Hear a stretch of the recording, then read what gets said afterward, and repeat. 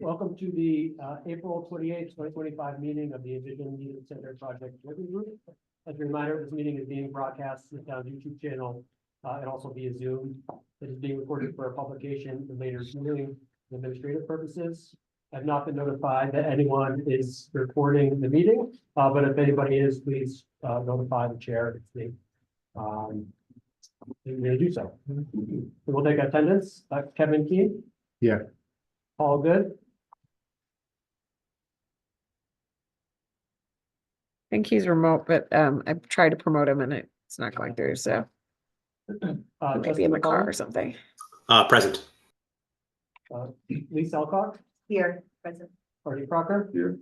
Paul O'Connor. Here. Felix is Michael Grice is not here. Felix Ganell. Yeah. Jacqueline DeWolf is not here. Felix is here. I was in the wrong link.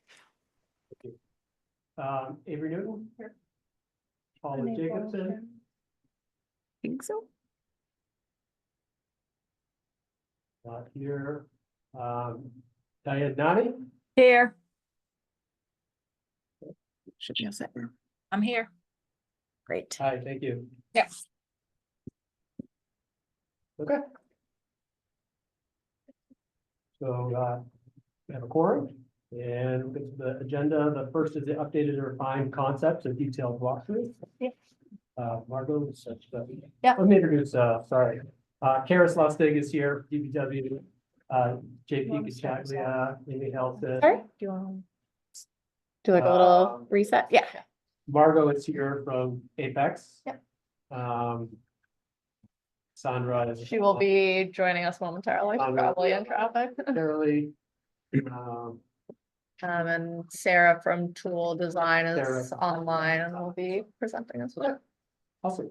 So I guess I'll just do a quick little intro before Margot gets into the concept work. But just sort of like where we are in time as far as this project goes. So we have been working on both public outreach and the committee since the mid-fall. We have had several meetings. I think in the last 3 weeks, there's been a lot of renewed interest in this project, which is a positive thing because we're always looking at how we can reach as many people as possible. And I think we've hit that threshold now, which is some positives because we'll get more feedback, which is the intent of this process. We're still in the concept plan process when it comes to the pilot. So we have not finalized any designs and we're not at design level detail. And we're going to be doing some more business outreach. We have a meeting scheduled on Thursday to meet with the businesses to get more feedback, input, and do some expectation setting because I think that didn't happen on the front end. So I think that will be helpful for that meeting. And then Excuse me, do those times change? Was there a notice of those times change? They're 8:30 a.m. to 7 p.m. Okay. yeah. And so again, it's really intended for businesses as far as getting feedback from that group. We've had other events and we will continue to have other events to engage the larger community. But we want to focus on the business interest, particularly that on the Great Plains corridor and those businesses that are roughly adjacent. We've done a pretty aggressive outreach campaign to those businesses. We've actually flyered all of them and had town staff go into all those businesses to discuss it with them. Just again, to try to understand where the concerns are, help alleviate any like immediate anxieties. And then I think to contextualize what the other opportunities are for feedback. There's a presentation by Apex with a public hearing scheduled on May 13th while everyone's bright-eyed and bushy-tailed after 3 nights of town meeting, in which again, I think we'll have a lot of public feedback and that's for anyone in the community, not just businesses, but also residents and the general public. And then we'd likely have some sort of engagement event, I think, after that as well, when we start refining the concept designs and timeline. So that's sort of where we are today. We have a couple concepts that we looked at the last meeting as different options that we're looking for some feedback on. Karis, I have a question. Yeah. This is Felix. In that outreach to the businesses, I know that it's been noted that we have a couple of vacancies on this committee that were designated for those businesses. Have any of them stepped up to show interest in joining and actually applying to the select board to join this committee? Yep. So a couple of things. So when initially this was formulated, because again, we always think about things in concept as opposed to implementation. One was reserved for a business, one was reserved for a restaurant, and one was reserved for a landowner. The select board at their last meeting decided to make it a little broader so we could attract more people. Because again, the goal was always to have those seats filled. Because we wanted input in this process from that community group. So we made it broader and it's an or now. So those 3 seats are now reserved for somebody who's a landlord or a restaurateur or a business. So I think that's going to help get more in. One thing that also did open up was it opened up the opportunity for Diane to come back on the committee. So I believe she got sworn in today. So now she's back. So we have 2 of those 3 spots filled. And they are taking applications right now for that 3rd spot. I do believe they have at least 2 applicants that have come in through the website that are interested. So I do anticipate that those will be filled by the next time we meet. And I'm sorry, can you just promote Paul? Oh, thank you. I just have a follow-up question. That was my first one, actually, so thank you, Felix. My second is that, I'm not sure process-wise what our role is in terms of, voting on, here's a pilot design, here's what our next steps are. If there is a vote, is there a way to ensure that our board or committee is full before we do that? I wasn't sure what the. Yep, so we're advisory in capacity. So advisory to both the Public Works Department and the Select Board. So we're making the votes that are made are recommended. Usually they're made as recommendations, right? So we recommend this alternative, we recommend this approach. Oftentimes when we get to like the nitty gritty of it, it's like we recommend this bollard or we recommend this garden planter, right? Like I think a lot of it is the look and the feel at the end of the day for recommendations and votes. We certainly can. I know we have had for a whole variety of reasons issues getting quorum the last, I think, 4 meetings. So we can certainly let you know when that particular vacancy gets filled before we take any votes, but I don't think, I don't know if we had it on the agenda today to take a vote on any of the alternatives. I think we're just providing feedback at this point. Okay, thank you. And I have one last question. Yep. Do you expect any committee participation at the business meetings on May 1st? No, so I think the goal is really, it's a couple things. I think one is to acknowledge the general frustration where businesses did not feel like we had done enough communication. So we really did try our best to provide a lot of communication, but we understand people are busy, people are stressed, there's a lot going on in the world. And clearly that message did not get out the way that we wanted it to. The goal was really to get as much input as possible. And if we didn't get that, that was not the intention. The intention was to get more input. So I think it's sort of to do a little bit of expectation setting, to provide a little bit of history of the project. One of the things we've talked about internally was like, this has been a project that literally has been going on. I interned with the town in 2005, and I remember the DPW director talking about like what town they went to and some inspiration for like our downtown. So this has been going on for 20 years. And sometimes when your horizon is so long, we forget about it, right? Because it's not always on the forefront. So I think just providing some contextualization, a little bit about the process we went to that got us here. And then what our goals and objectives are, I think clearly stated from our perspective for this project. And then to try to get feedback on those goals and objectives. Because I think there's a lot of, oh, sure, sorry. There's a lot of information that is about intent that I think may be incorrect. And I think we want to make sure that the intent information is correct. The outcome may be the same, but I think we just want people to understand what the intents of the project are, where, how we got to where we are, and then get feedback in a constructive way. So that way it can inform the design process. So it's more of like a town to business kind of communication, I think, and a little bit of a reset with the goal of moving forward and getting more feedback in a more consistent basis. Just a follow up on that, and maybe this is an open discussion regarding this, so maybe we move that agenda item to here. Yeah. How are we the committee how will we be relaying what the concerns are that come out of those business meetings, I guess? Who is someone report back on them. Yep, give us minutes I- or notes. I certainly can provide some of that information. I think we were having the same conversation with Apex as well. So, I think the information will certainly come back in as far as either influencing, sort of recommendations from decision makers within the town. And then also, I think, as part of the design process, right, they need feedback in order to know, what are the most important values for the community broadly, whether it's for residents, whether it's for businesses, whether it's for patrons, right? We want to make sure that all are considered. So, yeah, I can certainly take minutes back and, bring it in. I think the hope is there'll kind of be probably two categories of feedback. One is about the approach that we took as far as outreach, because I think there's a lot of feelings about that, which I think is helpful as far as moving forward, but not necessarily as much material for the committee. And then I think there's going to be real feedback about like pain points or concerns or resources that they're looking for within the downtown that will inform some of the design choices for the committee.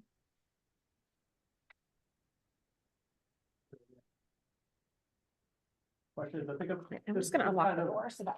At this point, we've been talking about the agenda item for open discussion regarding the May 1st business meetings and the May 15th select board hearing. Well, the question that in my mind, the question that comes up is that, obviously, we've been through these things before as far as we don't do projects in town.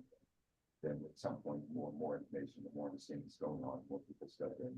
Then, some of them for obvious reasons, some of them for, obviously it's not something better, like in this case, everybody.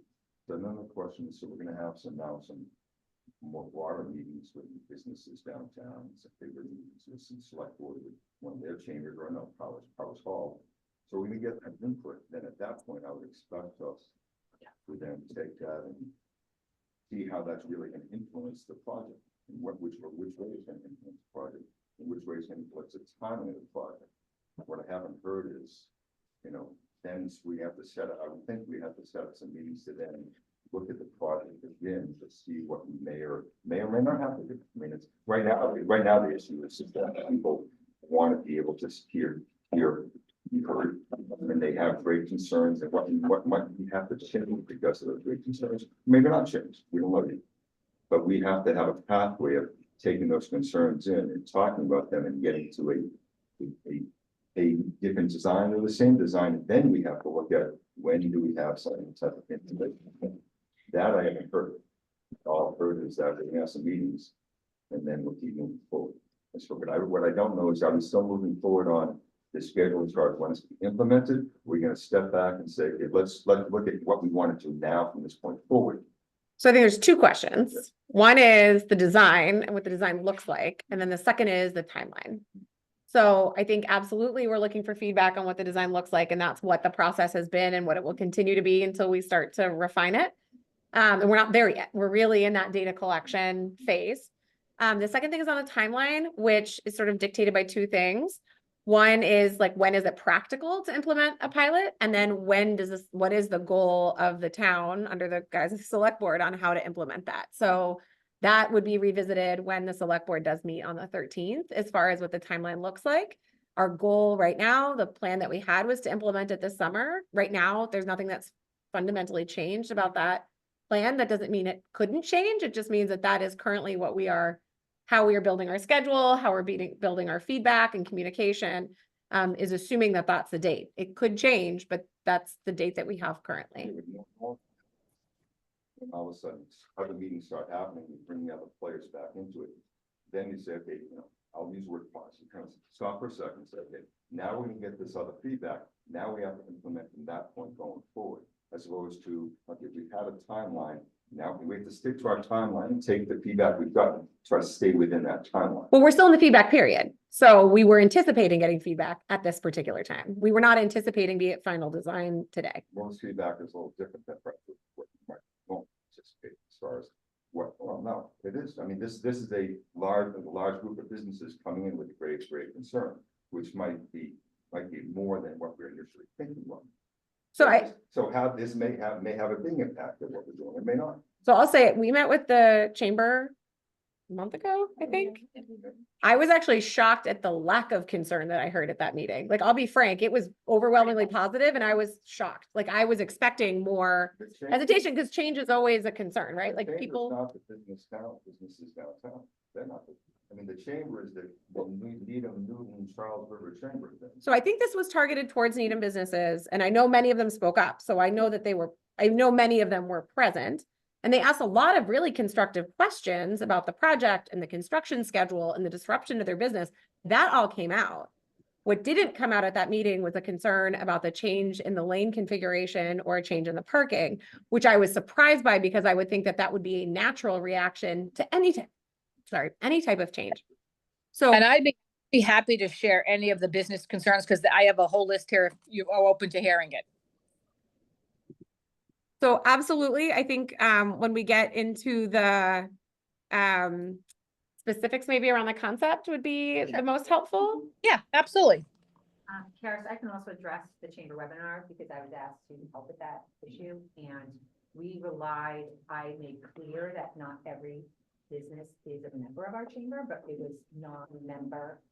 It was generic, and so it sent out to anybody in our system that had a Needham address. And JP sent it out to his town list because the town's business email list is much better. And our email had a 60% open rate. And that doesn't, some people have automated or open rate, you just don't know, but that's the communication. We sent that out maybe 3 or 4 times only to Needham businesses, not to our entire chamber membership. So that's why, and we even did it the night before, I believe. So and I'm saying not everybody needs chamber communication by any means, but it also went after the town's business. Well, I'm not saying there wasn't some effort, the chambers, no. I just want to clarify, because we didn't try to publicize it to No, everybody. I'm not saying there weren't enough, but clearly, going back a couple of weeks ago, when stuff hit the fan, as far as we have to kind of, then we think of what people are really looking at, what are they looking at the whole thing, and what should we do? Because I don't know what the right decision is. I just know that the right decision is making sure that all these businesses that are greatly impacted have a feeling as though they're actually having an impact to what's going on. Yep, and I think that that is the intention. I don't think that saying, first of all, I can't because it's not my decision to make. Like in this meeting, say we aren't moving forward with a specific schedule. All I can say is we have a current schedule that we have anticipated. We're building all of our timelines off of that schedule. If that schedule changes, we will alter our timelines. But we had anticipated, this is not, I think there's a perception out there that we have a plan and it's done and we're building it. And that is not reality. We have not come to a conclusion. We have not come to a clear decision about exactly what that plan looks like. There's some elements of it that I think from a grant perspective or whatever, we may have to say yes or no on the grant. But this was the feedback time. This was the time we were looking for feedback. So the feedback is not unwanted. The feedback is helpful and the feedback will influence the design. That can still happen on the existing timeline or a different timeline. I don't think that it's conditional upon having to alter the timeline. There may be other reasons to alter the timeline that I completely understand as well, but we were anticipating feedback now. We were looking for feedback. The fact it all kind of came out at once from like a floodgate was maybe a little bit unanticipated, but the idea that people would be concerned about the change in parking or the change in traffic configuration, like I think that was, whenever you make a change, you would expect that there would be concern. So I don't think it's like I don't think it's unanticipated feedback. I think it was just surprising that it came out all at once and it didn't come out at some of these outreach events that we tried to do to get ahead of it. I think that's where the surprise came from. I think it would be helpful to go through some of our updated concepts. Yeah. Okay. Cassandra, do you want to? Yeah, sure. Kick us So, off?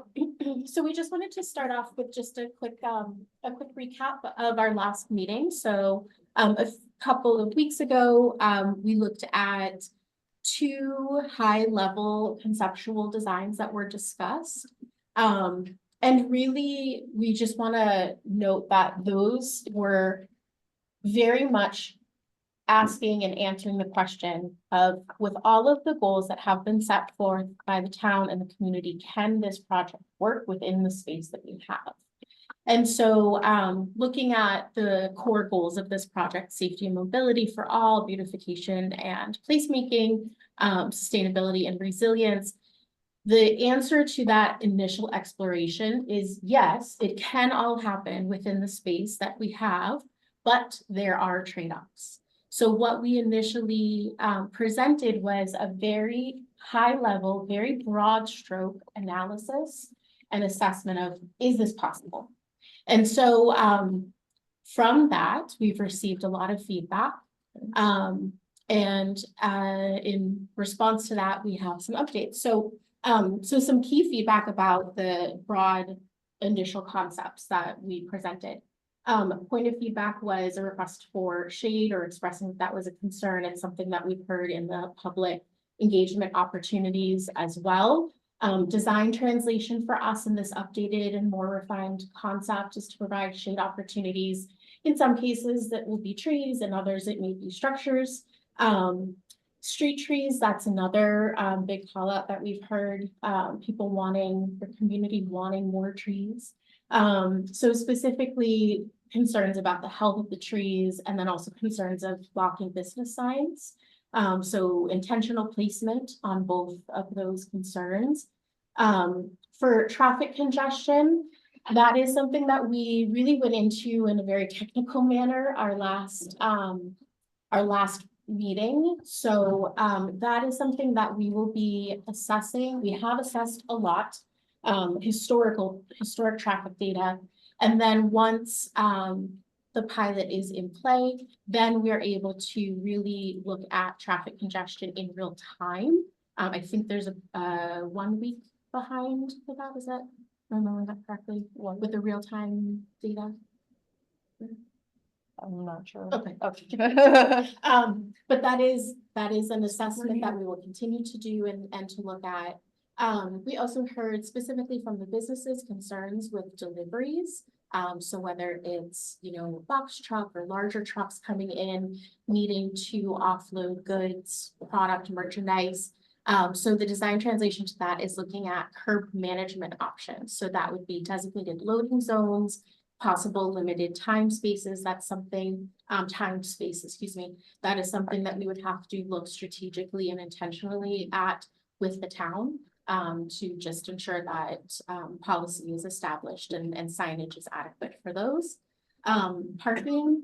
So for parking, we looked at more in-depth trade-offs. What does that actually mean? So rather than a broad stroke approach, which is what we presented a couple of weeks ago, we now have gone linear foot by linear foot, identifying what is possible, what is the arguably best solution for this particular block, this particular linear foot, and identified where we maybe initially as that broad stroke concept were favoring one trade-off for another and finding a better balance.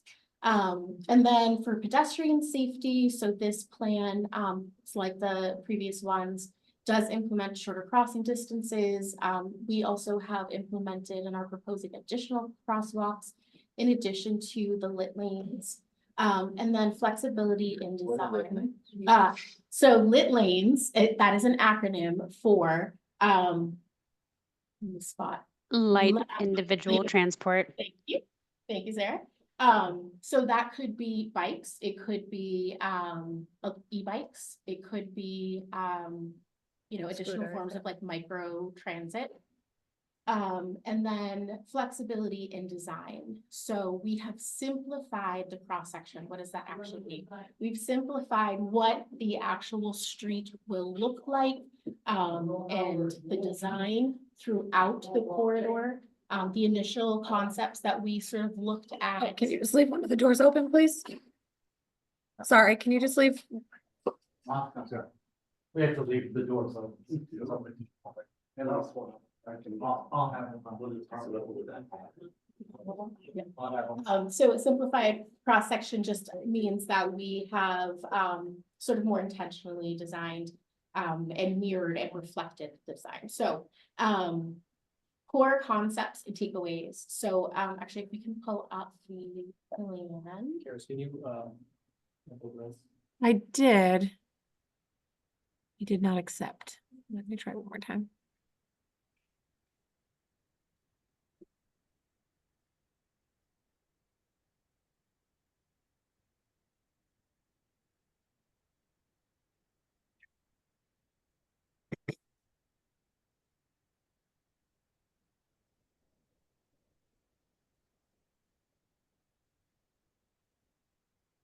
All right, so I know this is digital and I'm in person, that's gonna be easier for me, so. All right, so if we can actually zoom in, if you don't mind, just so that we can get a clear. To the center? Yeah, let's start in the center, that'd be great, thank you. Okay, so what we're looking at in the core, we'll say, in the center, is expanding sidewalks a bit, implementing new trees. We have continued having the bike lanes. We also have provided some bike crossings. But really, I think the key goal and objective for this particular design moment is experiencing this sort of activated corner moment that allows for the community to actually really engage with the town common. Our thought process with this is that there may be, we may be open to and look at a raised option for this particular corner. And so we have at the corners, the activated corners, a mixing zone where pedestrians and cyclists safely build that relationship. And we are able to expand the crosswalks specifically, excuse me, the sidewalks, I apologize. So that we can have different amenities. So we'll look at what that actually looks like more in depth as the project unfolds. Perhaps they are benches, perhaps it's tables, perhaps it's planters. It could be kind of a slew of things. Continuing on. Right. Thank you. So one of the core aspects of this design, or all designs for this project, is indeed expanding sidewalks and providing safe cycling accommodations. So in this scheme, what you're seeing is a staggering of parking where we can, and where it is not present, looking at opportunities for street trees. Now on the north side, as we know, there are significant flare concerns that happen. So those trees will certainly help to address that issue. And then you'll notice in this block, we've added a mid-cross crosswalk. That is to accommodate the fact that this is quite a dense cluster of establishments. So making sure that there are clear, easy, and safe ways for pedestrians to get back and forth, not just at the ends of the corners, but also midway. And then continuing that same language throughout the corridor. So one of the things that we've also talked about is like a gateway treatment, meaning, what is the experience as you enter Needham Center? And one of the things that we are interested by with this particular design, with the staggering, is that it's starting to use the trees, the greenery, the landscape to actually really welcome you into the center and out of the center, and allows for a more human scale compared to a vast open asphalt area. Sarah, I also want to make sure that you get an opportunity to kind of call out whatever you feel you would like to as well. Yeah, sure. I think as you mentioned, in terms of having high level concepts before, getting feedback on it, going back, looking foot by foot, one of the what you could call maybe a big move in terms of this design is it is using that staggered on-street parking to create a little bit of the effect that you are getting, the variability, the kind of change and the streetscape itself that you were getting when we had the chicane. I think you all remember kind of it had the little bit of the wiggle in the roadway, and with that you were starting to get this kind of dynamic feel of not everything is exactly a mirror image of each other. The other thing that chicane did is it helped bring some of the trees in closer, and we talked about, that the sun and when people are crossing and how low the angle of the sun can get on this street. So this, you're this is what we meant by a more simple cross section, but you're still getting that variability. So it doesn't have the tapers for that chicane, but you're still getting some of that variability. It also, one of the big things is just being able to push the trees out of the pedestrian realm. So, out of where you would have the dining right against buildings, or right where somebody might have their sandwich sign, or they're walking. It helps kind of eliminate some of those conflicts. And yeah, I think there's a couple of graphics to explain what this looks like from especially that corner right here at Dedham, to explain what that might feel like. So we can share those. The other thing at these corners here, these mixing zones, these are so common in many places around the country, and even in very, very populated cities with a lot more bike traffic than we will ever see in Needham. And the beauty about them is that bikes have their dedicated space for the majority of the corridor, and then they kind of are guests in these more active pedestrian areas. So, and it also simplifies the intersection. So this is part of also simplifying the concept. We had turning movements for bikes to get onto Highland, anticipating those bike lanes. And it was really complicating all the turning movements, and making the crosswalks kind of have to be in less ideal locations because of that. And so what this does is it recognizes that you can turn a little bit more freely here, from these corners. So really minor change. You probably wouldn't notice it, but it's in the same vein of kind of simplifying and providing a bit more flexibility. We would still have, from just an accessibility detectable edge. Right now, you don't see that super clear amenity zone carved out. So between the bike lane and the building front, it's, looks the same in terms of the color of the pavement, or how it's graphically shown. There would still at least be a 2-foot minimum edge there to make sure that it's detectable, because that bikeway is at the same height as the sidewalk. But it gives us the flexibility to, again, look more closely at what do we need for this business? Do we need to have, just the whole thing feels like a sidewalk, or does it feel like we could carve out some dining right up against the building front? So that's still baked into the amount of space you have. It's just not called out graphically here.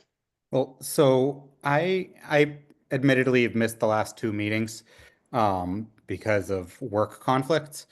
But if we can scroll back to that corner of Pickering and Dedham and that whole section there, yeah, if you can pan to the left a little bit. So we need to plan for both what's there now and what may be there in the future. And this is where a lot of my concerns come from, and I wish I hadn't missed those two meetings, but work obligations came up. And so the town has invested a lot over the last, I'd say, 5 to 10 years in this specific area, especially on the bottom side of what I'll call the south side of the street here. I don't know where the Compass Rose is, but we'll call the south side of it. And where we have invested a lot, and our local businesses have invested a lot in restaurants in outdoor dining. And some of them, it's pretty extensive outdoor dining. We just had a few, the Little Spoon just expanded their outdoor dining right at that corner. And they were having a lot of challenges with it, with the sidewalk as it was, because of certain pinch points with planters and such. And then we have Sweet Basil right there as well. That is in reality a big draw into the community, just because it's kind of one of our local celebrity chef type locations. And this plan, at least having the bike lanes on that side of the street, eliminates that ability. In addition to that, for the more day-to-day, we have the issues of places like Needham House of Pizza that regularly doesn't have enough parking in front of it, to the point where they've actually had to incorporate curbside drop-off over the last few years for people to come get their pizzas, because there's no municipal parking anywhere near there. The lot behind the CVS further down, the municipal lot, is routinely full during the day and especially during dinner hours. It's routinely full. And so we don't even have the public parking available if we're going to be eliminating these spots on that side of the street. Then we run into some of the challenges that the UPS store and such have had where we'll have big backups going all the way back to Pickering on the other side of the street because a UPS truck is taking up a couple of spots. That can be addressed by having loading spots and such like you presented. So I'm not as vocal about that, but I am about these restaurants that we've really invested a lot that to try to that it's really going to go against what the town has been doing of trying to get what's it called? The outdoor seating in these areas and really bringing people into the area.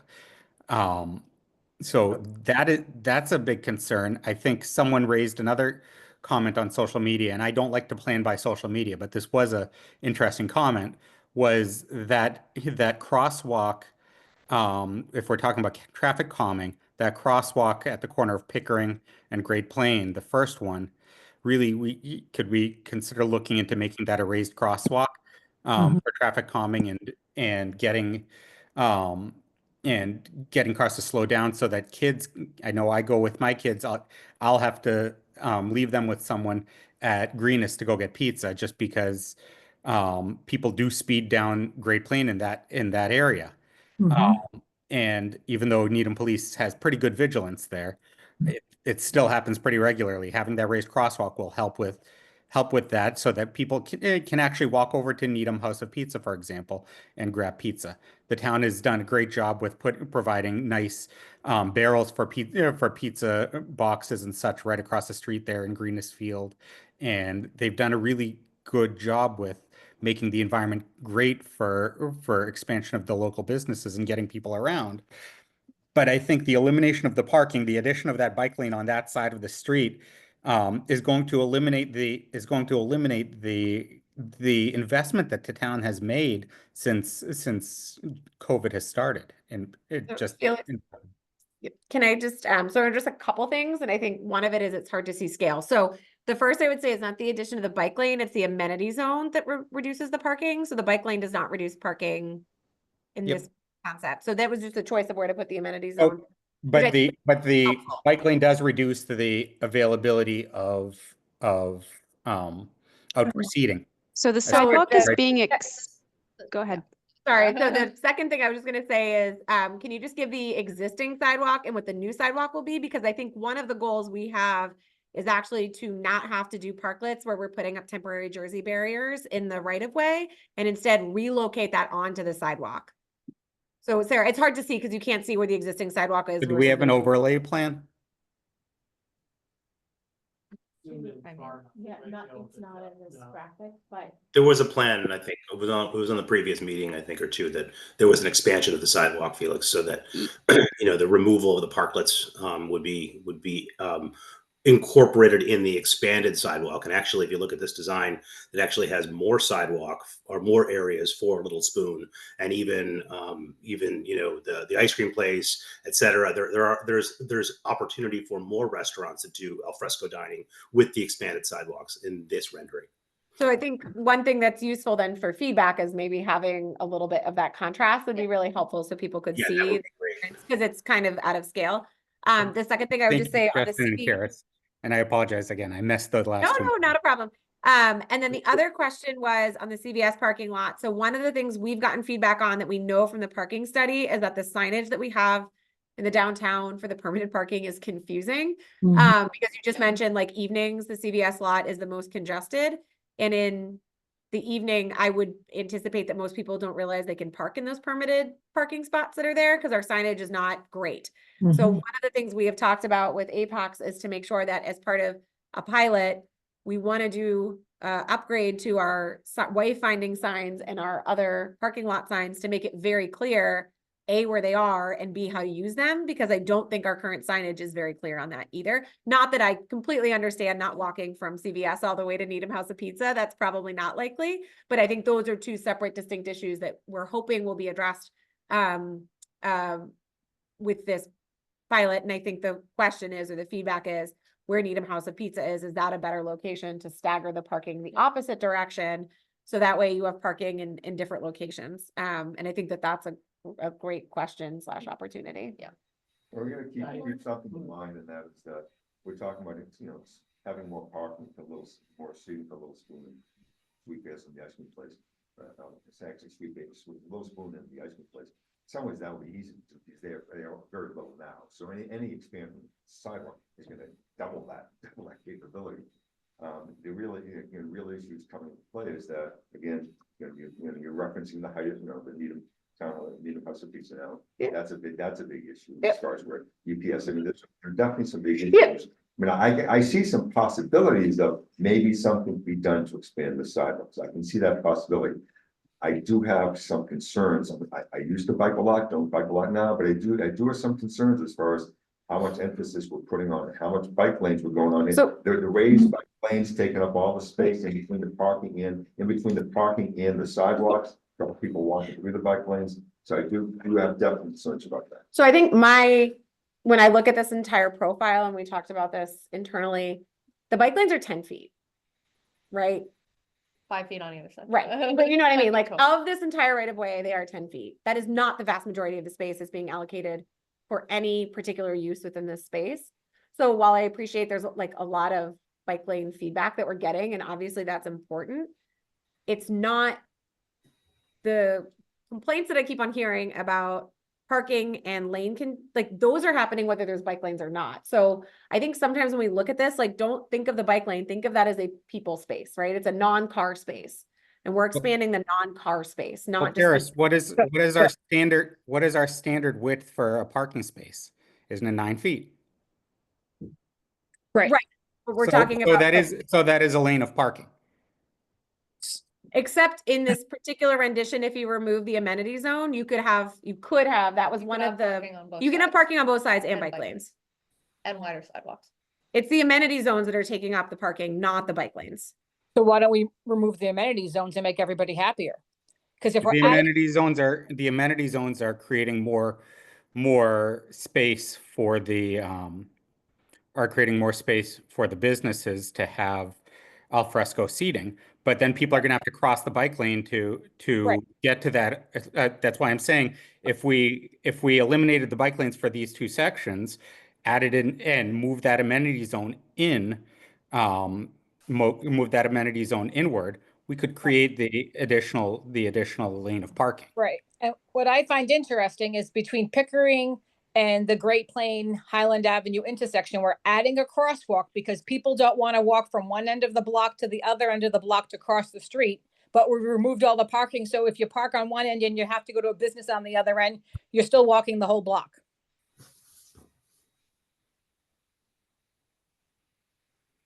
So I think when we looked at this last time, we got two concept plans from Apex. One of the concept plans was this basic concept plan that they're modifying. And the other concept plan actually increases the parking in the downtown and it maintains bike lanes. So I don't think there's necessarily an either or. It's about what do we want our town to feel like? I think the question also is, if you look at these layouts, how much traffic or how much vehicle space do you want pedestrians to cross, right? That's where the bump outs kind of come into play because they shorten the crossing distance for a pedestrian to make one side of the road easier to access from the other side. So there's trade-offs, right? For having more parking versus less parking. And some of it is pedestrian based, and some of it is amenity based. I guess the question is, when we think about it, there's a whole bunch of reasons. I think maybe we need to, at some specific meeting, focus on that for why bike accommodation is part of this project. And part of that was because of public outreach in the last iteration we had of the project in 2021, was that they were upset that there were not bike lanes for their kids to be able to, for families to be able to frequent the common in a safe way.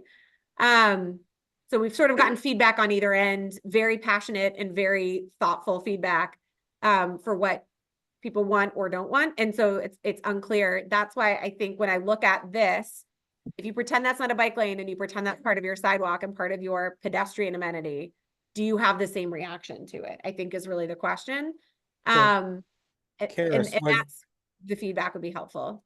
Karis, was that bike lane specific about Great Plain Ave, or was it just general? Yes. Because Oh, it was tying it- specific to bike to Great Plain Ave. Yeah. okay, because I'm just thinking about the larger infrastructure work around town. The bike lanes that have been put in by MassDOT have been more along Highland Ave and that area. So if we're thinking about continuity of space, if we're just doing that small section of Great Plain, and we're doing protected bike lanes, that's how So- much is actually being served by. Yeah, so the state did it as part of their project. Highland Ave is proposed through the TIP project, if we go through state funding, would also be proposed to have a bike lane. So you'd have basically continuity from the entire spine of the town through your commercial corridor. I imagine if we ever looked at Chestnut or anything else, you'd also look at the same type of treatment, because it's really not a safe place for anyone but a very experienced biker to be able to bike on street. And we have an exclusion that technically people are not supposed to bike on our sidewalks, although we know that that happens, largely again because of traffic and congestion through our downtown. So, and speed. So I think Let's just keep in mind, I mean, I grew up in town, I think you many points. I did. We've grown up biking all these streets all through town. I'm not saying things couldn't be safer. I'm not saying it's impossible to make it safer, but we weren't falling left and right. No, but I do think I get a lot of complaints about people biking in the downtown from residents, because there isn't enough. I mean, even if you were to, let's say, again, this is why I'm saying for the purposes of this, we're looking at a layout. And so if you think about this, let's say we made this additional pedestrian space, that's more space for kids to maneuver on the downtown, more space for people to walk in a, like, you know, not one single file during certain parts of the town.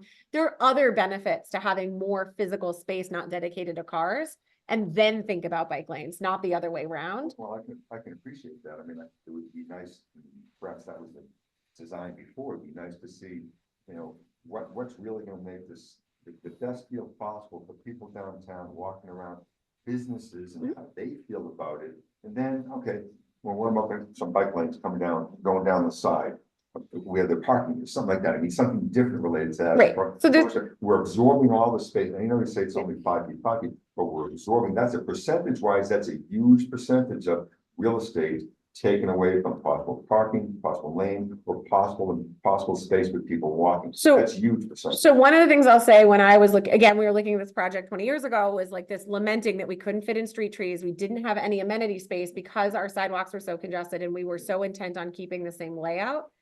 And what I feel like that additional 5 feet, whether it's dedicated to bike lanes, whether it's dedicated to pedestrians, whether it's dedicated to street furniture, like whatever that looks like, enables us to really be able to look about putting in street trees, shading our downtown so it's more comfortable to use in the summer months.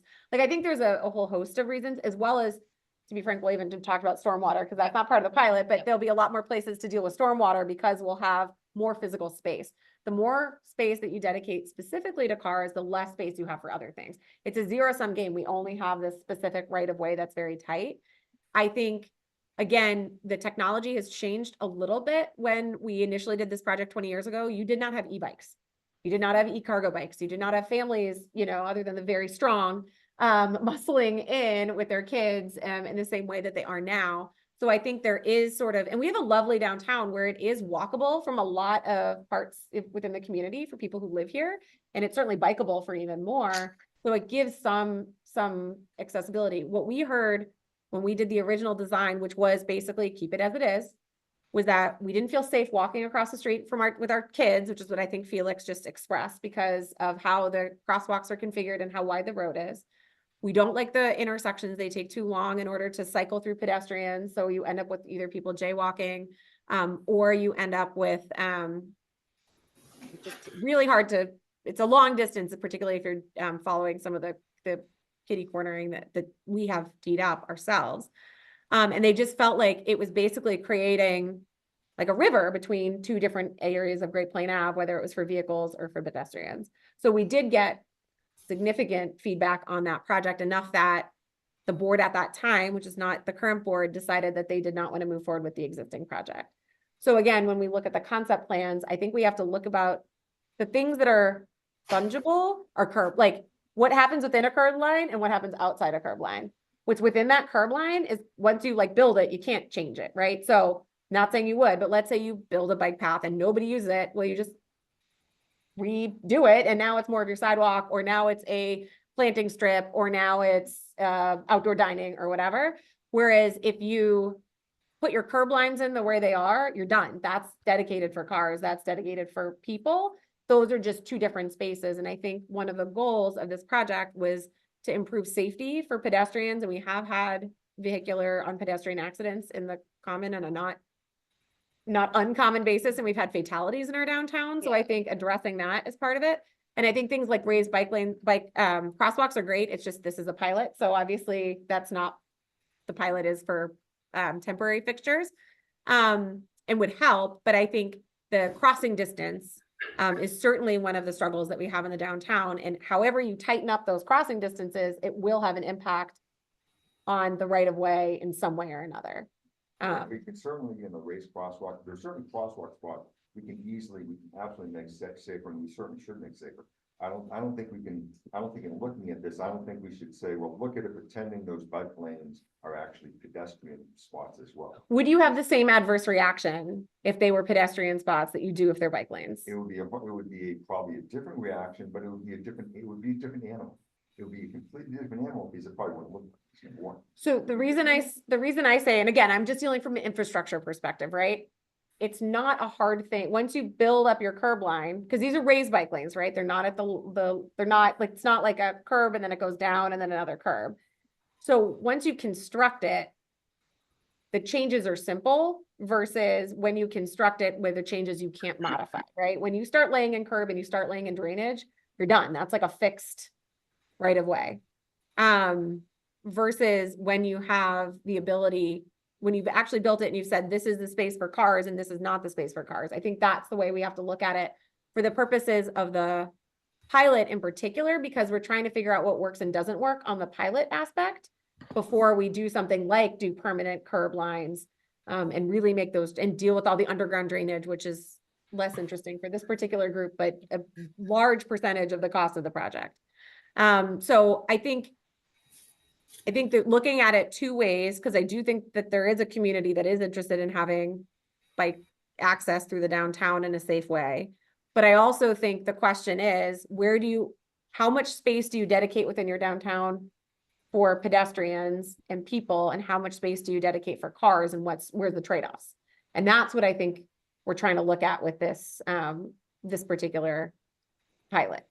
And I think, again, the conflicts when you have 2 lanes of traffic versus 4 lanes of traffic, you have a lot more potential accident conflict points than if you have 2 lanes. So there's a whole host of reasons why we're looking at this dynamic. And again, there is a scenario that is presented that does not reduce parking. It actually adds parking and it still maintains a bike lane throughout the corridor. Justin?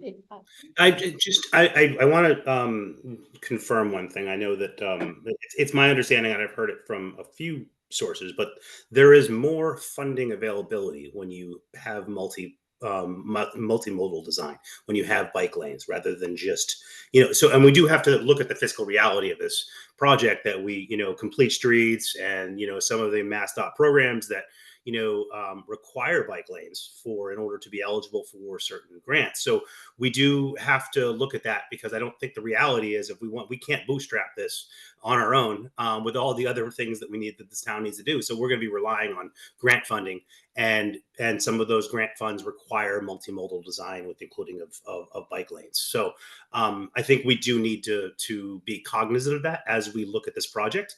And that's kind of where that's my 2 cents. Karis, just so you know, I'm going to need to switch over to mobile, so I'm going to drop out and then come back in as a panelist, or as a. Yep, I'll be on the lookout. Perfect. I'll do that in a couple minutes. Yeah. Yeah, I just want to call out 2 things in this particular portion that we've talked about. So the mid-block crosswalk that we have proposed in this plan between Highland and Pickering, that is not only in response to concept in terms of design, but actually based on observation out on the town, you actually see a significant number of pedestrians literally running across 4 lanes of traffic, trying their hardest to get to the other side safely. So that is, this is a key example of design being responsive to existing behaviors, and us wanting to ensure safety.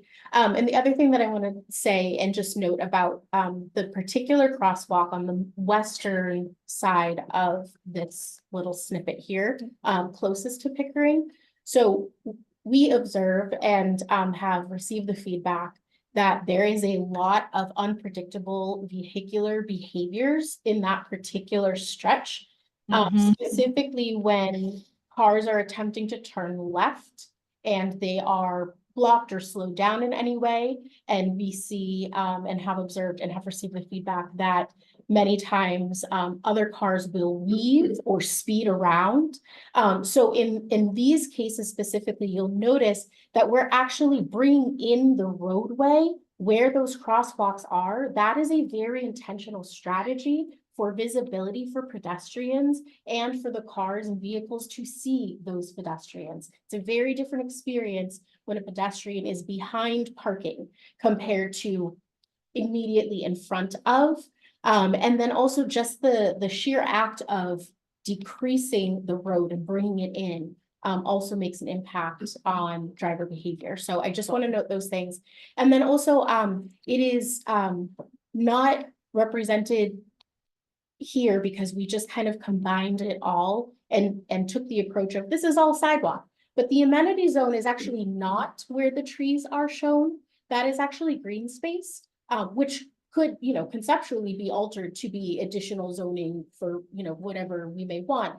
But currently in this particular scheme, the amenity zone is actually, it's part of the sidewalk, that expanded sidewalk.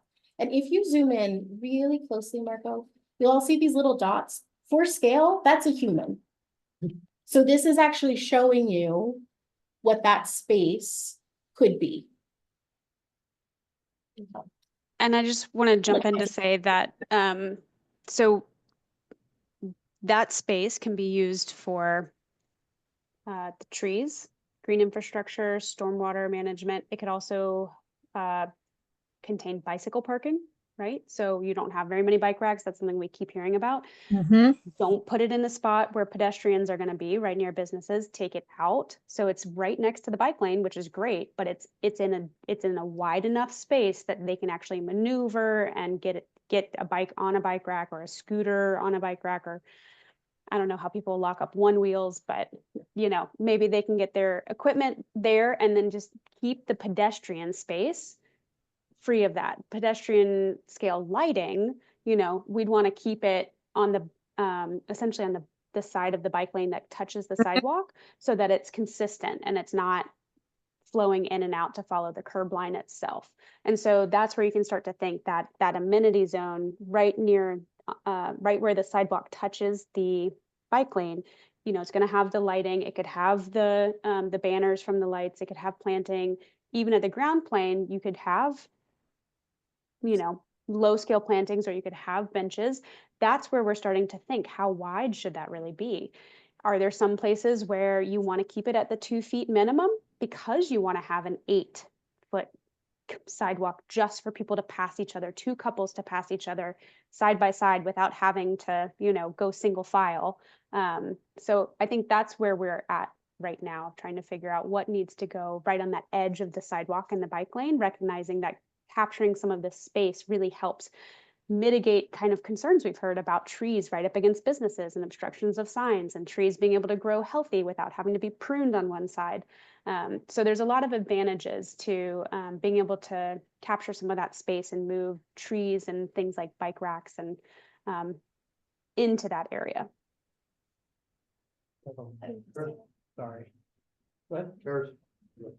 So you mentioned that one of the options includes actually an increase in parking. Mhm.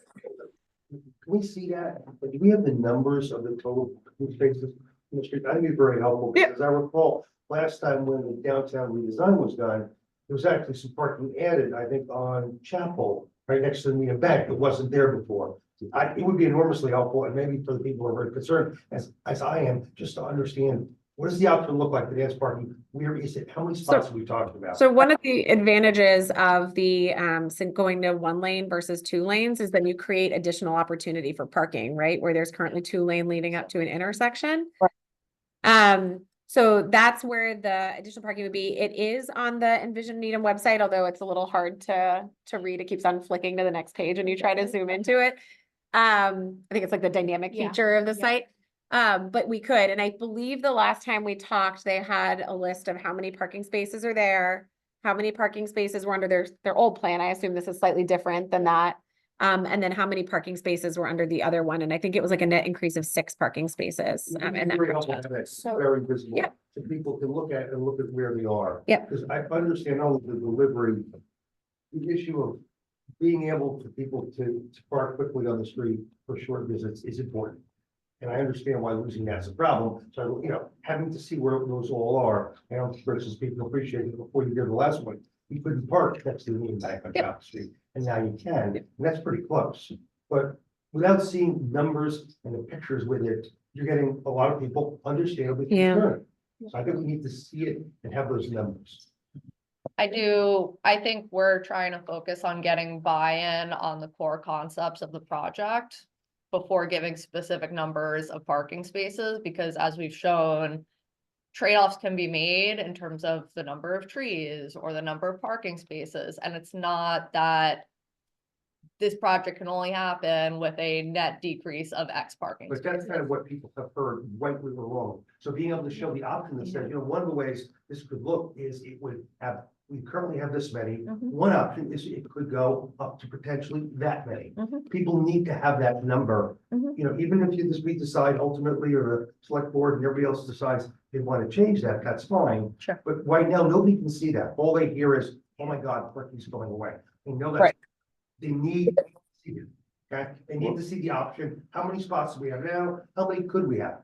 It may be that that's not the right thing to do. Yeah. Add 6 spots. Yeah, we could certainly give a range that is, if we have no street trees, you could have this many park, like there is a sliding scale of That's, options. but I think that's what people need to hear. Yes. They need to Right, see because right now it looks like we're losing over 52 parking spaces. If you count the parking spaces between Pickering and the post office on both sides of the, on one side of the road, if you lost parking on one side, because if you're alternating one block, essentially you're losing parking along one side of the road. That's over 52 spaces. That's a lot of parking to lose. So that, I'm not sure where that specific percentage or number came from, but it's not even, remotely close. So I'm just trying to pull up a document that I have because So I want to be specific. yeah, when so I- just like an observation that I'm hearing, which I actually think was Yeah. really helpful. So Michael, thank you, because I think you cued me into it. Because we're in a concept situation where we're not dealing with as much hard concrete information, I think it's creating more anxiety than if we had actual plans that were concrete. But we need to be in a concept stage because we're trying to get feedback. So we've got like a catch-22 that we have to Right. figure out how to navigate. Yes. And I think that this is where the pilot comes in, and the whole purpose of the pilot is the two questions, and is what happens when we take away a travel lane, so that when you're coming from the Pickering side or you're coming from the Glendoon side, the experience that you have with just 1 lane in each direction continues. It doesn't all of a sudden balloon out as you get closer to the center. So just what happens? So that's one question. And the second question is, what happens if you do start to convert some parking over into pedestrian space? And really, the pilot is looking at converting parking in certain areas and then creating parking in others. You're gaining a lot of parking on Dedham. You're going to gain more parking on the west side of Chapel. So I think those are the two questions, is just what happens when you convert vehicle space in terms of travel lanes to non-vehicular space. And then you can figure out how to push and pull the parking and the trade-offs. So I think that's really what the pilot is going to do. And the pilot itself, because of the materials we have been talking about, those can be adjusted if they need to in certain places, because you're talking about jersey barriers and flex posts, things that are not permanent. So they can be adjusted as you make observations.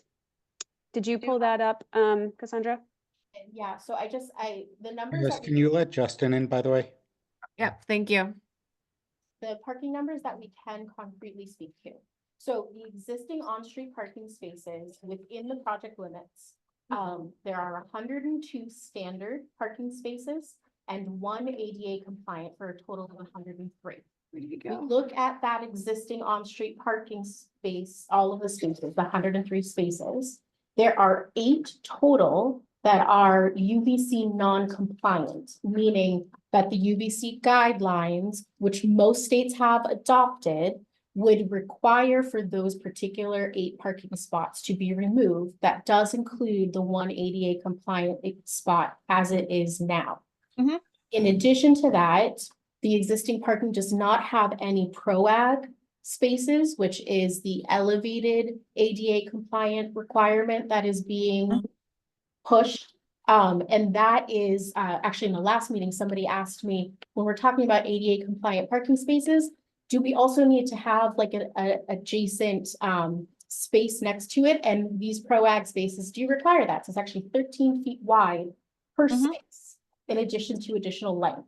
So if we were to look at just that, we are looking at, in order to be compliant, the elimination of 8 spots. Right. We go further and want to be mindful of minimum sight distances, meaning the ability to see adequately as you're taking a left or right outside of a parking spot. Within the existing 103, that is a total additional removal of 24 parking spots. Now, in this particular case, that particular number does not seem something, we have not assumed that that is something the town would like to require to do. So when we're looking at these spaces as is, we are looking at the need, well, the argument would be that the UVC non-compliant spaces would need to be addressed. So that would be 103 minus 8. In this particular scheme right here, the number of spaces that are provided between shifting and staggering the presented parking, adding parking along Dedham on the west side, and then also adding parking on the west and east side of Chapel, we are actually at around 85. So let's give or take 5. So between 80 and 90, depending on how things shift. That is not drastically different than where the town is currently. But I also think it's, again, really important to talk about signage. You have parking lots that are confusing or not visible, and the signage and wayfinding component, not only for parking, but actually, I'm going to argue, for the entire corridor is really important.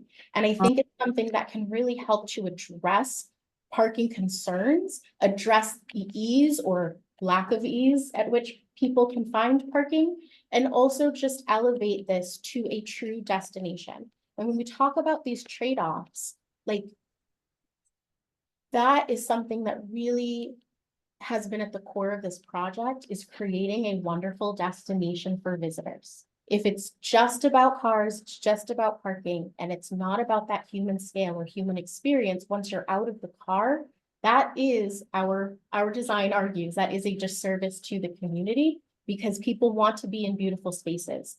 And you have wonderful bones there. We just want to make it incredible. Which brings up kind of the main crux of it, everything, at least I believe what this is about, that is making the town more vibrant, which means making the businesses more vibrant, which means having more business with businesses to make them more vibrant.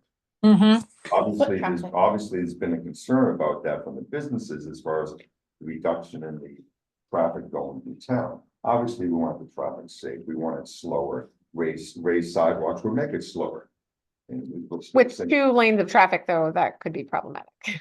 Well, I don't know. I don't know. I don't know for a fact if it is problematic. Well, it's inherently less safe. So yes, in 5, yeah, sorry, in 5 lanes are less safe than 2 lanes. I understand that. I understand less lanes are inherently a little more safe. I get that, okay? But what how many accidents have there been? We know there's been one fatality over, down there by the Sue's quite a while ago. Yeah, it was That- our employee. Been 5 fatalities in a 5-year period. 5 fatalities in the center of town. Five. Within the project. Five? 2017 to Yeah. 2021. Yeah. 2019 and 2021. Yeah. Justin would probably know better because they always go to the traffic, like people always tend to go to the Yeah, traffic that's- safety committee. Yeah. Within the It's more than I'm comfortable to it's been a lot. Yeah, 5 sounds about right. I don't know that for an absolute fact, but yes, that's why those barriers are there. That's why the pilot is to reduce the crossing distance, and that's what we have done. You know, yeah, that's just there's been a lot already. So one thing I will just say about this particular quarter on Great Plain Ave is that Great Plain Ave handles the traffic perfectly fine everywhere outside of this 1/10 of a mile area. And there's not congestion, like there's not immense Well, congestion. there also aren't 3 parking lots and 5 enters. There aren't all these traffic. But the lights, 6 traffic throughput lights, would be etc. the same. What's that? The throughput is the same. So we do sort of create our own bottleneck, right? We increase the traffic to 2 lanes and then we bottleneck them down to 1. Whereas this would reduce the increase and decrease the bottleneck, right? So it's got both elements of it. And one of the challenges we had when we were dealing with the original design that we had in 2021 is that the only way to stagger the 2 lanes is to have merging movements where the crosswalks are, which is like the last place you want people merging is right where pedestrians are crossing. And there was no way to do the tie back out further out, like closer into the town center than that. So that created one of the problems. And I think the other issue we talked about was for pedestrian crossings, if you have 2 lanes, someone can go around somebody else and hit a pedestrian because they don't know why that car is stopped. Yep. But the whole goal is again for the center of town also to be more vibrant for the Yep. businesses. So people want to, Traffic. That's the goal. Yep. To do that. So people have to see that goal. They have to see the numbers. They have to see where has it worked, where has it not worked. so Wellesley did That's this what- about 15, 20 years ago. They went from 4 lanes of traffic down to 2 lanes of traffic. And that's why when you said that there's public concern, this is exactly what happened in Wellesley when they tried to, Yeah, they did but this how work. many years, how many years does it take? My concern, so the great concern now, obviously, for a lot of people is there's a lot of unknown, a lot of uncertainty, a lot of stress going on. And so I can see how this could be wonderful, beautiful, a lot of great things going on here.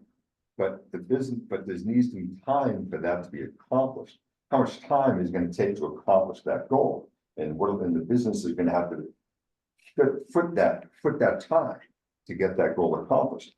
Because there is a time from this. We're not going to make this and all of a sudden everyone be happy whether it's happening, as opposed to now going around the town. So People are gonna go around the town and all of a sudden, oh, let me go to the center of town and I walk. There's gonna be a change. I'll be frank. So you said we both grew up in Needham. Yep. Do you drive through the town if you don't have to right now? I try not to. Mm-hmm. So that's exactly my point. I actually Yeah, this think, is gonna make me try to- so I'll actually speak to my own experience, and then I didn't think about this until a week ago when I was talking about it with someone else, but the 2 lanes of traffic, we don't have, like, if we had dedicated turn lanes, I almost would agree with you, because then you would know exactly where everyone's moving and you would have clear flow of traffic either way. We only have 2 dedicated turn lanes in the entire downtown. So when I am in a straight lane, I am often dealing with people who are taking a left-hand turn in front of me, or people who are 2 people trying to take a left-hand turn with through traffic going in the other way, trying to play chicken, figuring out where there's gaps in the traffic. So in some ways, I could see where, and again, I'm not a traffic engineer by background, that's why we have Apex here to help provide us the actual data on this. But I could see where you would be more comfortable only making eye contact with one driver versus now you're making eye contact with one driver and playing chicken as to whether or not there's another driver coming. So it feels wrong. And I think that that's what everyone is responding to. And again, this is exactly how it was responded to when Wellesley did this 20 years ago. And I think maybe the question you asked is something we can go back and talk to the chamber, and maybe they can help us connect with businesses in Wellesley that were there then and are there now and what their experience was. But I mean, Wellesley, the reason they did it was to get those vibrant wide sidewalks, was to get those street trees, was to get those amenities on the streets where the businesses could put out their signs and the cute things that they have out there. That was sort of the advantage of it. And I think that was the attraction to doing that choice 20 years ago. And And I think that that might be a good help as far as giving us some data, as far as like what impact it actually had for business Businesses traffic. don't want to feel like guinea pigs. They want to have, there needs to be more certainty that when you go to a pilot, it's the right pilot to start. Yep. Yeah. He's not there right now. I want to note, I think language is super, super important. And, like no one on our team is thinking that this is a wild experiment for guinea pigs. Like our goal That's what is they to feel. look at possibilities. And part of the beauty of the pilot is to try something and to see the benefits. And typically in the past, these projects go from design to construction, and that's a long process, as we all know. The implementation of a pilot ensures that if there is a build, if there is construction that happens, that it is what people want, that it's been tested, But that everyone knows that. When you go to active construction, you reach the point of, oh, it is the right thing. But before you go to pilot, people want to know that is the right pilot to start with. there have been many situations where people will go to construction, whether on a small scale or large scale, and the result is not as ideal as expected. It could be a house, it could be an entire city, right? Anything's So possible. Newton ripped up a whole section of Newton Right. Center, I believe, right, Shane? Yeah, Yep. we're not, So- we're not talking about that. We're talking about a pilot that we believe is the right starting point. Then, once it's been seen, it's been proven, then go to construction. People need to feel like comfortable before the pilot So, starts. I think that's They need- a wonderful transition for any of the businesses who are gonna be there on Thursday. Think what would make you feel more comfortable? Like, what is it that we're not communicating that makes you feel uncomfortable? And what would be there? What data do you need? What traffic engineering information do you need? What business data do you need? Like, what would provide that level of comfort? Because I think the goal is from this group to get something that we would feel comfortable constructing in concrete and asphalt and paint, and everything. But we just wouldn't take that step yet because of the skepticism, not because we What- don't think it's the right course of action. and the design. Harris, one of the things that I'm hearing in my discussions with town meeting members and business owners and such is that we don't know what we don't know. So so we can't kind of give you those answers. But they're concerned with the pilot of what happens if these things happen. How quickly can we bring it back to what it was? If these things happen, because I've been telling people it's 4 seasons. They're asking, well, what do we mean by 4 seasons that this is occurring? And how quickly can it be reversed if we need to reverse course or change course? Which I told them is kind of the point of the pilot. You want to speak to that? Yeah, so we talked about that earlier today, and we'll certainly talk about it on with the businesses specifically and with the select board as well when we meet on the 13th. But we are establishing some metrics for success, and I think when it comes to what I'm hearing is the primary concerns for the businesses in this particular corridor would be speeds that are problematic, so people speeding through the corridor. Conflicts between pedestrians, vehicles, and bikes. So are they navigating the space in a way that is safe? Because the whole goal of the project is to create more safety for all 3 modes, not just one. And then we had talked about basically we would look at this at like a 3-month period, but we would look after a couple of weeks. And I think there were 2 main trigger points. One is when it gets constructed, and the other one was when school goes in session, because we know there'll be population changes, people will be settling into new routines. And so those would be the 2 points where we would look at it. If things don't look right within a week to 2 weeks, we would make modifications. So there are And opportunities, I think the And short term. I was saying it, problem sorry to interrupt. versus long term. Harris. I Yep. was saying it more rhetorically because I know we discussed it partially earlier and needing the benchmarks. It's more, this is what the businesses and the opponents are saying is their big concern, because we're saying now that we need communication about what to expect. This is what one of the big things I'm hearing. Yep. I do just want to make sure we have some more stuff to share, and I know we have a hard stop, what, at 6:45? 6:45, 6:50, but if you want to get the documents that you need out there to get the feedback you're Yep. looking for. All right, do you want to just If you could briefly? just show, yep, so Yeah. the proposed plan is continuing the staggering implementation of street trees, helping to shade, crosswalks where possible and applicable. And then for this particular concept, it does include adding parking in front of the gas station. So it would mean removing one of the very wide entry and exit points, maintaining one as it is, but it does provide some benefits to do that.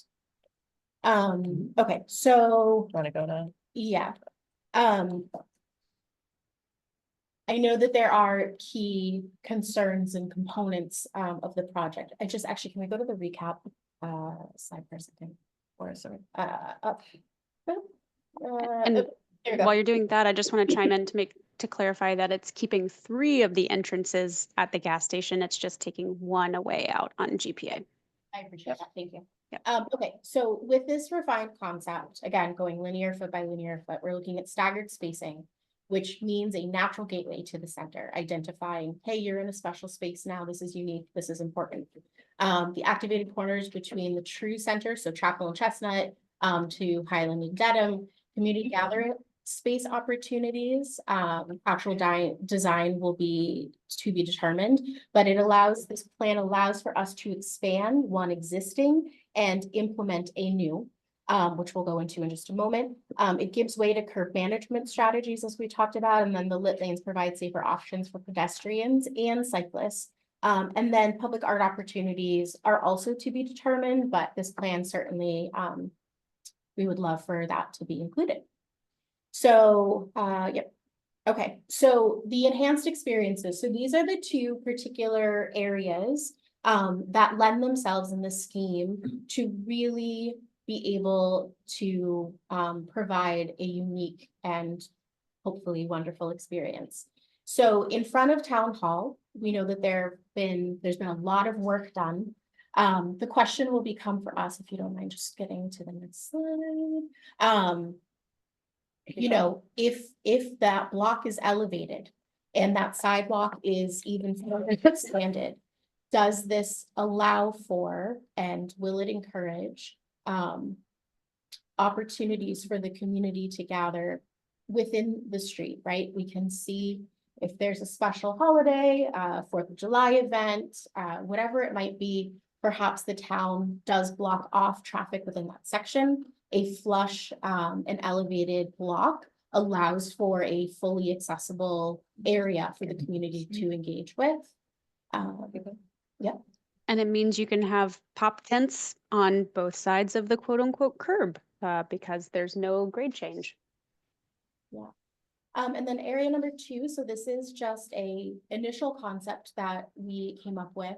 We're calling it the Grove because it is the highlight is trees, but at the corner of Dedham and Great Plain Avenue, this could be a really unique way to activate a corner. There are shade concerns and considerations that need to come into play at this particular corner. And so we thought it may actually be a really wonderful opportunity to provide a unique experience for the community. If you don't mind going to the next one. So on ground level, this is what that may look like. This is looking, you're facing north. So Santander is right beyond those trees. And so this expanded corner would allow for a multitude of possibilities. It could be lighting, it could be trees, it could be benches, green infrastructure, cafe tables. Again, just creating a really unique stopping space for the community. Just one more, I'm sorry, I love trees, everyone knows I love trees. But the fact that, what about blocking all the signs in the stores? I mean, that's what people, the store signs being blocked. But And on top of that, Artie, this is right where Little Spoon has their outdoor seating. Oh, it's in front of the No, store. it's, yeah, No, this is where this is where the turn is from Dedham Ave onto Great Plain Ave, that's where that is. It's the slip lane currently. Yeah, this is all new public space. Yes. Again, I love trees, but how do you deal with the main thing? You gotta see something. Yeah, so, I mean, they're not exclusive to one another, right? If you have trees, it doesn't mean you can't see signs. But in this particular scheme, because we're bumping out the trees, there is still visibility. So whether it's the zone next to the bikes or even here, I don't know that exact span that we have between, but it is, it's significant. I want to say it's like 15 something feet. So if you look in the rendering, I think you can see also, so it's actually hard to see because it's cropped, but, there is still vast space. So Little Spoon is to your right. I also think it might just be a little bit of the way that the trees are shown because they're actually showing quite immature and quite like not limbed up very high. So if you think about the trees being up higher, like 10 feet up, you could limb them up, and then of course they'll grow. So the canopy itself will be up higher. That there are, we've actually as a team been talking about the kind of layering of signage. In terms of you've already got some businesses that are starting to layer their signage approach where it's not just an awning kind of face or not just a flat on the building. They're starting to have what some people call a oh, it just escaped my mind. Not a razor sign. There's this, it essentially comes out across the sidewalk itself. So as you're on the sidewalk, you can see that sign as well. And so I think that there may be that may come into conversation because there's opportunity in terms of the heights of the trees, the type of the trees, the shape of the canopy, to where you're mitigating some of those conflicts, especially as people start to build out their signage.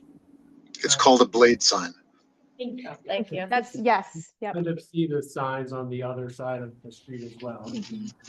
Yes, because we've been promoting, trying to be able to have more of those throughout the downtown and encouraging every new business that goes in because of the way that we had the NBA and so on worked with the town to be able to actually rewrite some of the regulations for that so they could have a sign on the building and also have a X number of square foot of blade sign because it creates a much easier way to be able to have people when they're walking on the sidewalk to be able to actually know what business you're coming upon. Because one of the problems that we've had is that people walk down the street and you can't actually tell what business it is without sort of going out to the curb and looking back or hoping that they have something in the window to actually even tell you what business you're approaching if you're looking for something. So I think that would be a great amenity, or a great addition in terms of its signage and also just the convenience of using those businesses. Absolutely. And the expanded sidewalk being able to, as we think about how that gets split, you're able to have maybe a little bit of a frontage zone that has never really existed. So people can have a sandwich board sign without it sticking into the accessible walking path for people. So just the additional layers of signage. And Little Spoon could have their regulations could be changed so that they can be on the sidewalk instead of taking up parking spot. it's somewhere amidst these trees. instead of- Don't forget the car. Yeah, I think. And all of them, I mean, really anybody. These particular chairs here were, at the open house, the residents really liked these style of chairs and seats. And they asked for those like throughout the town as much as they could, so. Some businesses may do better if we provide those for them out there as a public place to sit, not necessarily dedicated to one business. And so. For takeout ice cream. That kind of Takeout, thing. Yeah. Yeah, like you grab some ice cream or pizza and, Or Little Spoon. yeah. Pizza or farmhouse, really, they all do takeout and as I understand, maintaining a parklet can be expensive and difficult to store the furniture, so if we could add a space for them that they don't have to apply for a permit for. And they don't have to store the equipment. I think that would be great. And I don't know if our grant allows us to purchase those. Are we getting street furniture as part of the pilot as well? Yeah. Okay, that's great.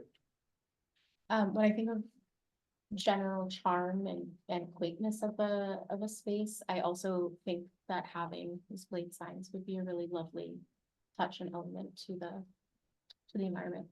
So, okay. Okay, so looking at the pilot implementation. So one of the things that we have started to do and would encourage to continue to do in conjunction with the town and any stakeholders that the town feels would be helpful is actually taking a very granular look at what specifically, what amenities, what benefits we could provide during the pilot for businesses specifically. Because this is temporary, it does allow for us to really cater a bit more than arguably a construction project may. So what I've actually started doing is going through, we have a whole chart and a graphic here that notes the type of businesses, where they are located through both sections of the street.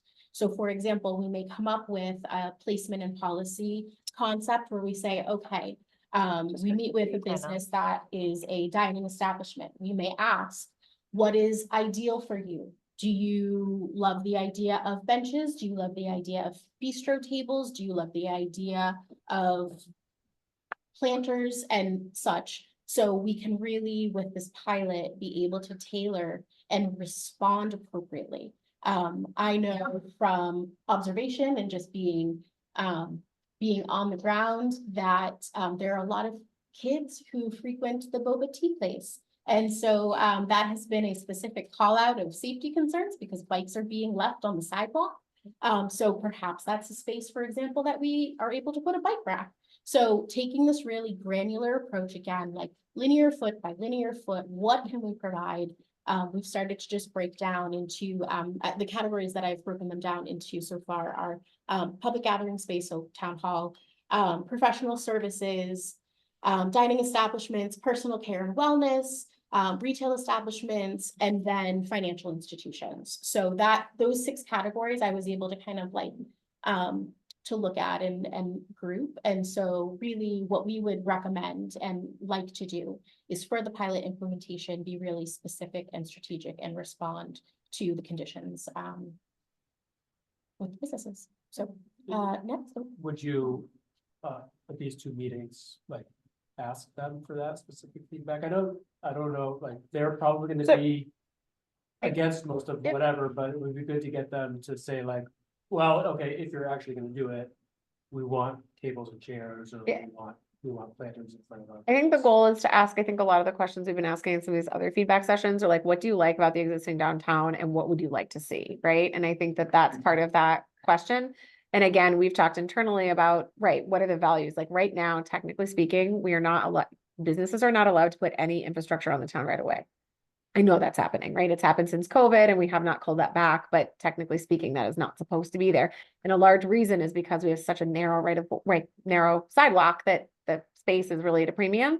If you had wider sidewalks, does that then open the door for a change in how you use the sidewalk, right? And I think that's the question of what would be a high value if you do add more pedestrian space, like what would be the value to a business to having more pedestrian space, not just the value to the community at large.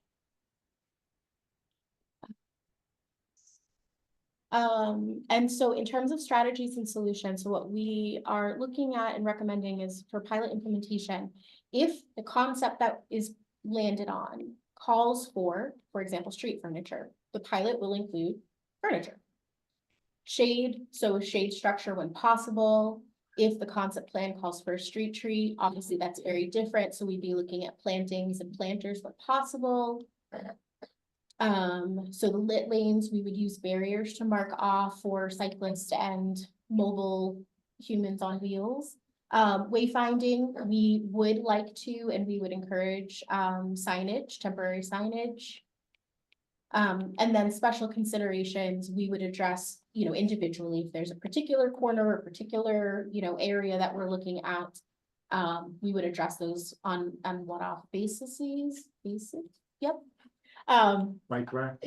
Yes, yep, for sure.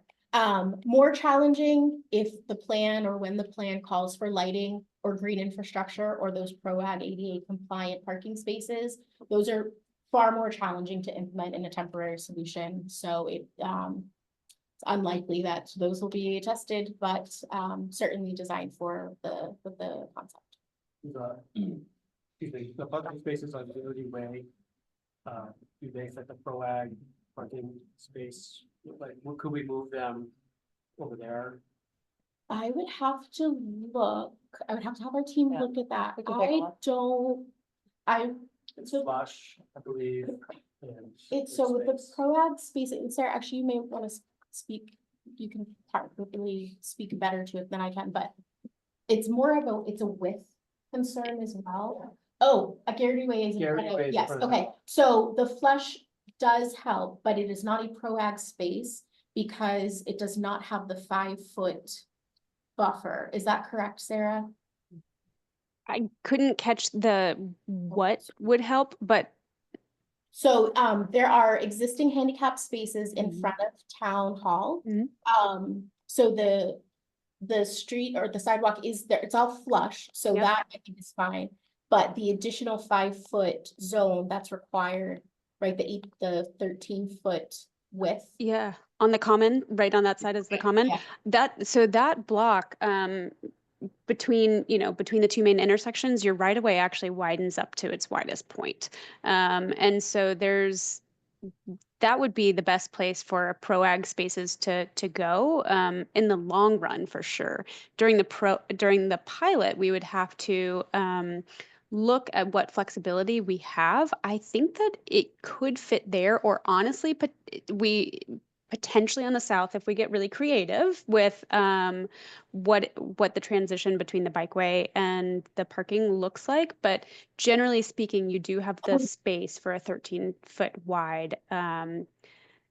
It would kind of part of the parking space is in that width is not where the car goes. It's kind of where you're able to let a ramp out, or you're able to kind of ingress and egress to the car. And so the bikeway would actually become part of that. And there's many common applications of where the bikeway is part of that kind of ingress egress space. So it could work there. It also appears that potentially on the west side of Chapel, that may, in the long term, again, be a place where ProAg spaces would be easier to accommodate.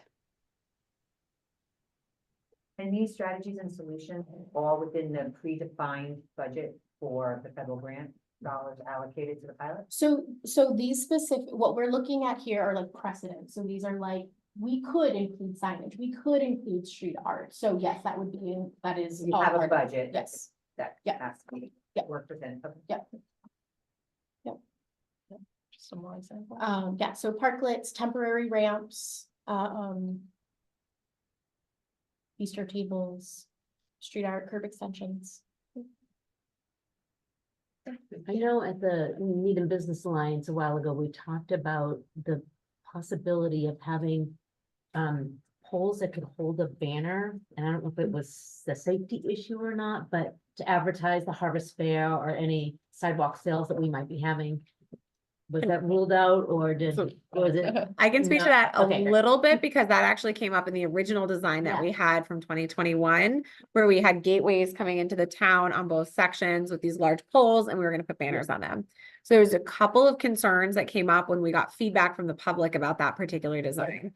So the first one was they happened to be signed directly over pedestrian spaces. So effectively, you're encouraging a driver to look up when they should be looking down. And I think there's still there's always the the question is like, are you providing information or are you providing a distraction? So we didn't move forward with that particular design. That doesn't mean that you couldn't put it somewhere in the downtown, but the two locations that we had picked probably were not the right locations for that type of signage. I think Paul knows more about banners in general, because I know he's the one who helps navigate that for us, so. Yeah, and just to kind of round out the pilot discussion, there are a lot of reasons why starting the implementation during the summer season would be most beneficial, mainly because there is less traffic then. It allows the community to get used to the new layout more gradually. It also allows for, if there are minor tweaks to be made to the layout, those tweaks to be made with less impacts to the community. Also, that's obviously when the weather is best. So if we do have those outdoor gathering opportunities, that's when people would most like to use that. So a lot of benefits. We do, implementing it in September or October when there's a lot of ramp up in traffic would be, make things considerably more difficult. What would be the Indication of if the project works or not. trigger of changes coming about? So you're testing something out essentially. Yep. Then at some point, there'll be feedback coming from somewhere to then change that. What, at this point, what's the process for that? So we're developing metrics. I think maybe for expediency, we can focus on that in the next meeting, or I Yeah. can send that out to the group. Because we haven't fully fleshed them out yet, but we are looking at metrics to reevaluate every quarter. As well as I think some short term, just to make sure that things are working the way they should. Yep. And then I heard Diane as well, through the Zoom. Guys, did you have Something to say? Yeah, so my question, I guess my thought was, yes, summer is nice in the fact that it's not busy, but then it's also not giving you a true indication as how well the project is or is not working. Yes, but that's the reason why we would have it up for 12 months. So we are able to experience the new layout in every season, but it starts on a slower season.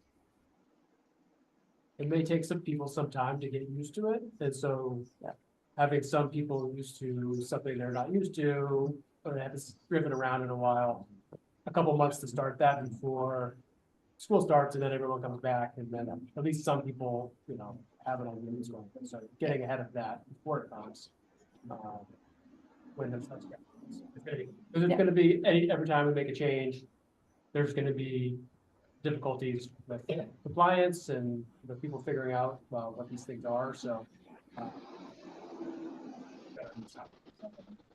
And I argue that fall's the best season anyway, so, great opportunity to engage and enjoy.